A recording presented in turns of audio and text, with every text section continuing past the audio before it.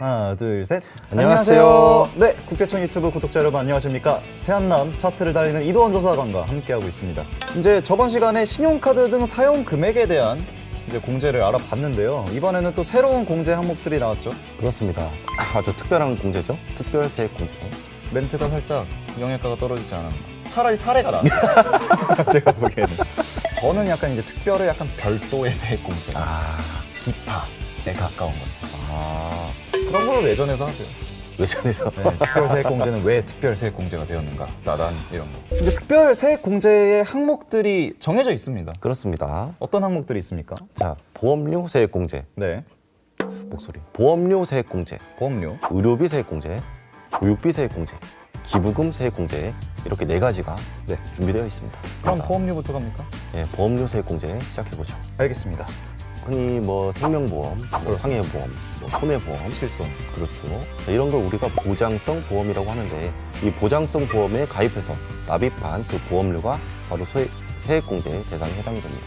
또 차트를 달려봐야죠. 그렇습니다. 네. 열심히 달려보도록 하죠. 3위부터 한번 달려보겠습니다. 네, 3위. 빠바밤. 어떤 사람이 세액 공제 받을 수 있나요? 기본적으로 보험료 지급자는 근로자 본인이어야 되고요. 그렇습니다. 그리고 보장성 보험의 피보험자가 있지 않겠습니까? 그 혜택을 받는 사람. 그렇죠. 그 피보험자가 근로자 본인 또는 기본공제 대상자여야 합니다. 나이 요건이나 소득 요건 이런 것들을 충족한 대상을 말을 하는 건가요? 자, 이 부분이 바로 이번 순위의 핵심 포인트입니다. 이 특별세액공제의 기본공제 대상자는 항목마다 각각 그 개념이 다릅니다. 자, 일단 보험료 세액공제는 인적공제 기본공제 대상자와 동일합니다. 네, 나이 요건과 소득 요건을 모두 충족을 해야 됩니다. 네. 그런 거죠. 예를 들어 배우자가 있어요. 근데 배우자가 보장을 받는, 그러니까 배우자가 피보험자인 이런 보장성 보험을 제가 이제 등록을 하고 납부를 하고 있다. 이런 경우에는 이제 그런 공제를 받을 수 있는 건가요? 자, 배우자가 소득 요건을 충족하지 못해서 기본공제 대상자가 아닌 경우, 네. 네, 이런 경우는 피보험자가 기본공제 대상자가 아니기 때문에 네. 세액공제를 받을 수가 없고요. 이 배우자가 소득 요건을 충족을 해서 기본공제 대상자이다. 그러면 이 피보험자가 기본공제 대상자이기 때문에 세액공제를 받을 수 있는 거죠.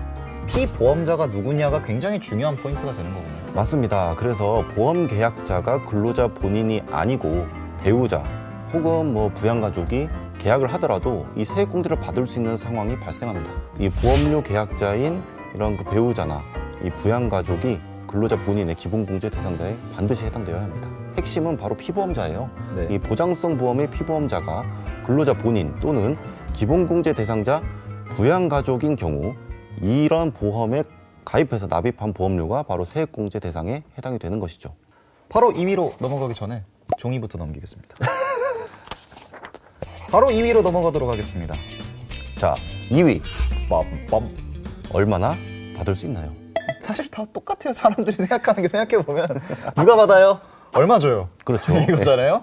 얼마나 받을 수 있습니까? 이 피보험자가 기본공제 대상자인 일반 보장성 보험료의 경우에는요, 납입한 금액의 12%를 세액공제 받을 수 있어요. 자, 그런데 이 기본공제 대상자 중에서 이 장애인이 피보험자이고 그 보험이 장애인 전용 보장성 보험인 경우 네. 납입한 보험료의 15%를 세액공제 받을 수 있습니다. 자, 일반 보장성 보험료와 장애인 전용 보장성 보험료 각각 100만 원까지에 대해서만 세액공제를 받을 수 있습니다. 각각. 네. 자, 사례. 아유, 네. 또 사례 들어주세요. 네, 사례.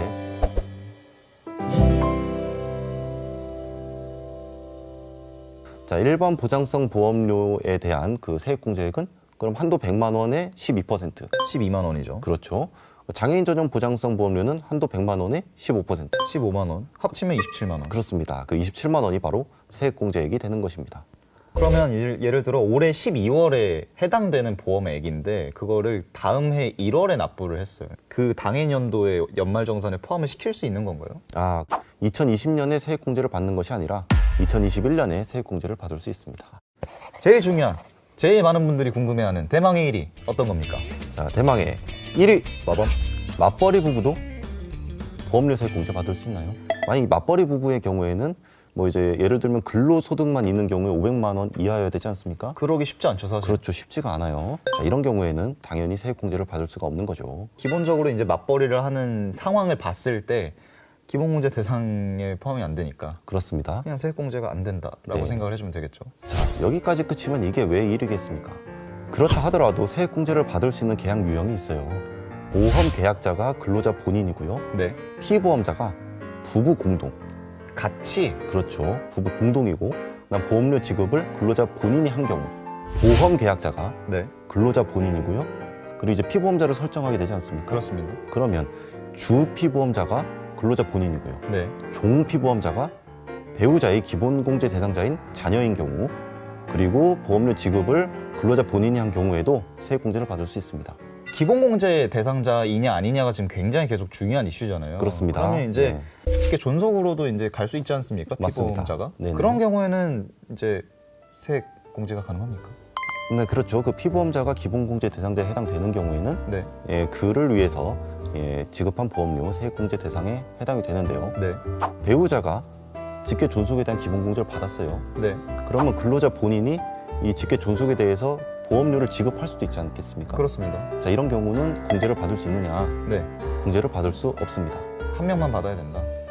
그것보다는 이 다른 거주자의 기본공제 대상자에 해당되는 그 부양가족을 위해서 지급한 보험료는 세액공제 대상에 해당이 되지 않습니다. 이런 것들을 자세하게 좀 확인을 해보시고 나는 이게 된다 안 된다 이런 요건들을 잘 따져보셔야 이 보험료에 대한 세액공제가 되느냐 안 되느냐 얼마나 되느냐를 좀 확인하실 수 있을 것 같습니다. 저희는 다음 공제 항목으로 넘어가겠습니다. 돌아와야죠. 아직 특별공제가 끝나진 않았습니다. 여러분 안녕. 안녕.